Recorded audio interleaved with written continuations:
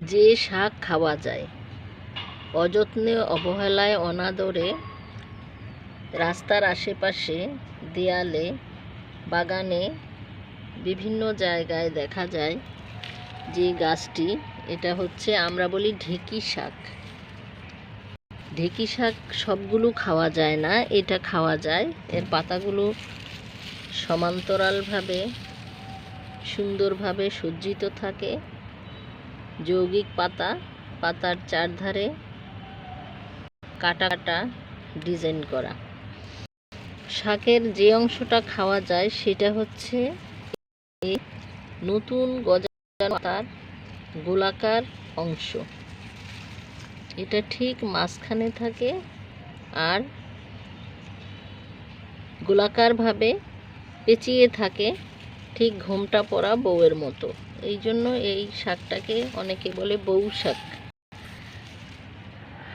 আর এর বংশবিস্তার অবশ্যই গোড়া থেকে ক্রমাগত চারা বের হতে থাকে আর স্পোর দিয়ে এর গজায়। এই যে কতগুলো মেচিউর ফেলেছি, এগুলোর হচ্ছে অসংখ্য স্পোর,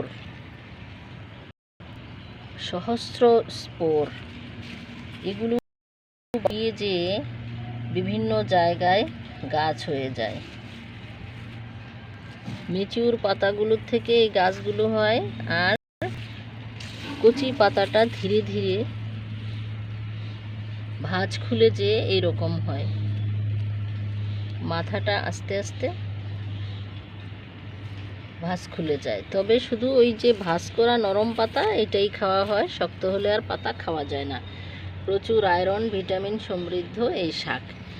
তবে সকল ঢেঁকি শাক খাওয়া যায় না, এটাই শুধু খাওয়া যায়। এটা হচ্ছে কচি নরম পাতা এবং উপকারী। আর এই যে আরেকটা শাক আছে, এটা খুলে ছিঁড়ে ফেলেছি। এই পাতাটা কিনারে ভাঁজ করা সোজা, এটা শক্ত এবং এটা আমাদের জন্য ভক্ষণ উপযোগী না।